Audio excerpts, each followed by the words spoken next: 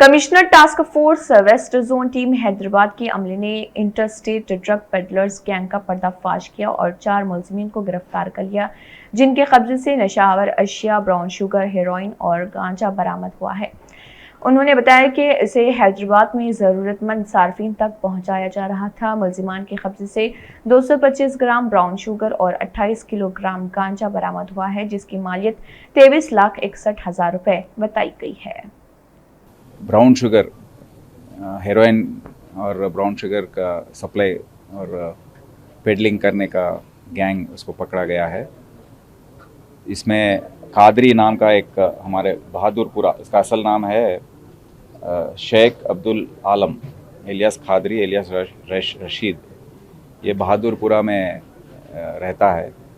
ये 210 के टाइम पे ये दुबई करेंसी एक्सचेंज में काम करता था।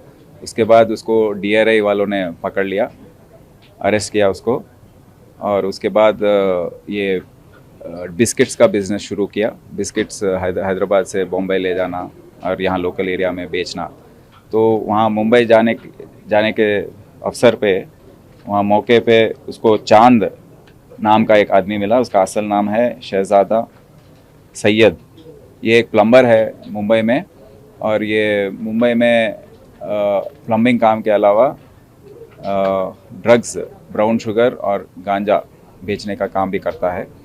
तो उसके साथ इसका परिचय हुआ और दोनों में ये अंडरस्टैंडिंग हो गई कि मैं गांजा लेके आऊँगा, मुझको पैसे बस नहीं हो रहे हैं घर चलाने के लिए, तो गांजा लेके आऊँगा, आप उसको ब्राउन शुगर में कन्वर्ट करके मुझको दो, क्योंकि मैं हैदराबाद में इसको बेचना चाहता हूँ। तो वो एग्रीमेंट हो गई। तो इसको नज़र में रखते हुए ये खादरी एक कासिम नाम का है, उपल में रहता है। वो नॉन ड्रग पेडलर है, वाइजैग से उसके बहुत कनेक्शंस है। तो कासिम को से इसकी मुलाकात हुई। कासिम को बोलने पर कासिम एक रमेश नाम का कल्टीवेटर है वाइजैग में, पाडेरू एरिया में। तो उसके साथ उसकी बातचीत हुई। वो कल्टीवेट करता है, इसको उगाता है अपने फील्ड्स में। तो 3,500 रुपीज़ पर kg पे उसके पास खरीद के, और लेडीज़ का एक गैंग है वहाँ पे, जिस सरस्वती एक का नाम है, और ललिता, लावण्या, अपलम्मा, ये 4 लोगों का एक गैंग है। और भी और हैं वहाँ पे जो ये केस में पकड़े गए हैं।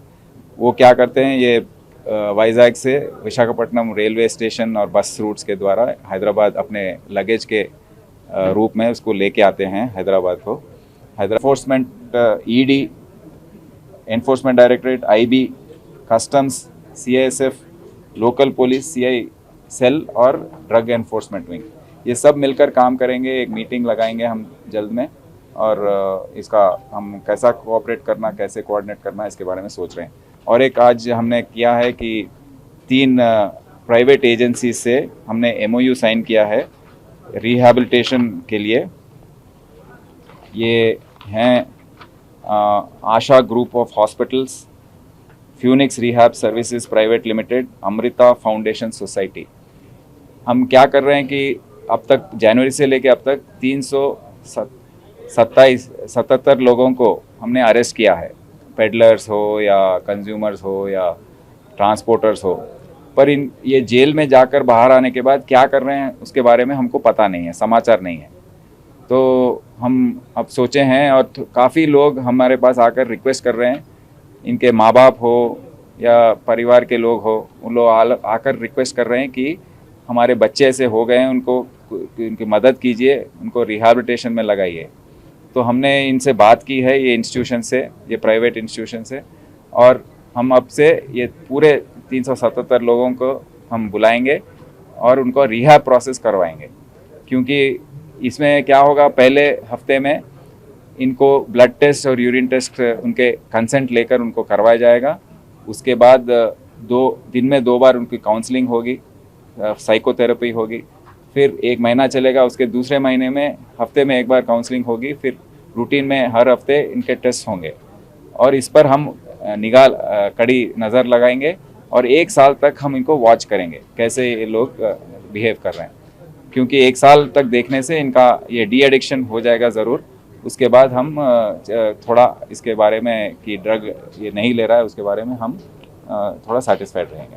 सर आप ये अभी कॉमन पब्लिक जो ड्रग एडिक्टेड लोग हैं जिनके माँ बाप अभी सफ़र कर रहे हैं उनको क्या मैसेज देना चाहते हैं जिन लोगों को जहाँ के आपके नज़र तक नहीं आए, जो लोग उनके बेटे रहते हैं कई लोग ड्रग एडिक्टेड हैं, उनको क्या मैसेज देना चाहता है हैदराबाद पुलिस के तरफ से? मैं हैदराबाद सिटी पुलिस की तरफ से हर माँ बाप को ये कहना चाहता हूँ कि अभी काफ़ी अभी कंट्रोल हुआ है हैदराबाद सिटी में। जो हालात थे 5-6 महीने पहले, ये वज़ीर आला के आदेश से जो मीटिंग लगाए हैं उसके बाद हमने काफ़ी इसका मजबूत कर दिया एनफोर्समेंट। ये एनफोर्समेंट के बाद अभी लोग डर रहे हैं कंज्यूम करने में, बट जो भी हैं जो बच्चे बाहर जाकर बाद में उनको 5,000 रुपीज़ पर ट्रिप पेमेंट किया जाता है। तो ये खादरी के पास पहुंचने पे खादरी इसको 8,000 रुपये पे कासिम खादरी को बेचता है। खादरी इसको 12,000 रुपये पर केजी पे चांद को बेचता है मुंबई में। चांद के पास ले जाकर ट्रांसपोर्ट में उसको बेचता है और उसके पास 1 gram of brown sugar at 1100 rupees, मतलब 1100 रुपये 1 ग्राम ब्राउन शुगर का पे एक्सचेंज करता है उस पर। तो 10 ग्राम का होता है 11,000। तो ये 1 केजी और वो 10 ग्राम का उसका कंपैरिजन हो जाता है। तो वो ब्राउन शुगर लेके आके यहाँ पर उसका एक शहीद कमाल है, उसका पेडलर है जो इसकी यहाँ बांटता है उसको। तो कमाल को वो बेचता है 5,000 से 7,000 के रुपए पे। तो उसके बाद वो और दूसरे लोगों को 10,000 तक, 8,000 से 10,000 तक उसको बेचता है। तो इसमें आप देख रहे हैं कि काफ़ी प्रॉफिट होता है इनको और उसके वजह से यहाँ पर कंजम्पशन भी कंट्रोल नहीं हो रहा है। तो इसीलिए इन सबको अरेस्ट किया गया है ये गैंग को डिटेक्ट करने में। और ये बीच आप देखे हैं कि हैदराबाद एयरपोर्ट में 10 दिन में 4 बड़े बड़े सीजर हुए हैं। 14 केजी हेरोइन जिसका वर्थ है 125 करोड़, 125 करोड़ का कोकेन सी 4 लोगों से 4 डिफरेंट ट्रिप्स में। तो हर तरीके से लेकर आ रहे हैं अपने पेट में, इसको स्वॉलो करके पेट में लगा कर लेके आ रहे हैं पिल्स के रूप में, नहीं तो बैग्स में एक कंपार्टमेंट्स में लगा कर लेकर आ रहे हैं। तो इसका क्या है कि यहाँ पर लोकल डेड एंड पे पहुँच रहा है इन्वेस्टिगेशन। तो ये किसको देना है, वो आदमी जो है रिसीवर जो ये देश में है उसका समाचार ये सेंट्रल एजेंसीज को नहीं मिल रहा है। लाइक DRA लोग पकड़े हैं, इसका फर्दर इन्वेस्टिगेशन नहीं हो रहा है। तो इस केस में भी चांद को देने वाला एक आदमी है, उसका नाम है महेश इलियास रईस। वो मुंबई में हमको मिला नहीं है।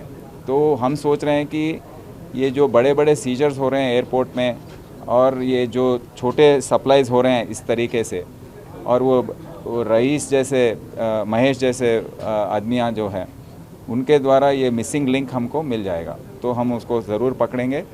और ये जो कोऑर्डिनेशन की ज़रूरत है, बहुत एजेंसीज़ हैं इसमें, करीब 10 एजेंसी इसमें मिलके काम करने की ज़रूरत है। वो है NCB, national narcotics control bureau, DRI, जो बच्चे बाहर जाकर अपने दोस्तों के साथ पार्टी कर रहे हैं,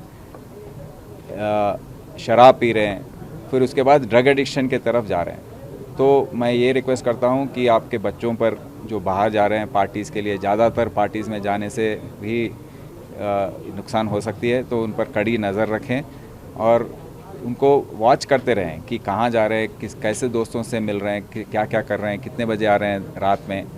और उनके बिहेवियर पैटर्न्स में अगर वो बच्चे ज़्यादा सो रहे हैं दिन में, मतलब रात भर जाग कर दिन में ज़्यादा सो रहे हैं, और तो आप समझ लीजिए कि कुछ गलत है और इमीडिएटली उनको डॉक्टर के पास ले जाना, टेस्ट कराना, ये सब करने की ज़रूरत बहुत है। क्योंकि एक बार अगर एडिक्शन हो गया, उसको आदत पड़ गई, तो इससे निकलना मुश्किल है। वो भी एक आपके परिवार में पूरा उसके बाद दुख ही देखना पड़ेगा आपको। तो मैं माँ बाप से ये कहता हूँ, उनसे गुजारिश करता हूँ कि आप सख्त रहें बच्चों के साथ, उन पर कड़ी नज़र रखें और कहाँ जा रहे हैं, किससे मिल रहे हैं, कौन है दोस्त, इन पर ज़रूर समाचार निकाल के उस पर नज़र रखने की मैं गुजारिश करता हूँ। धन्यवाद सर।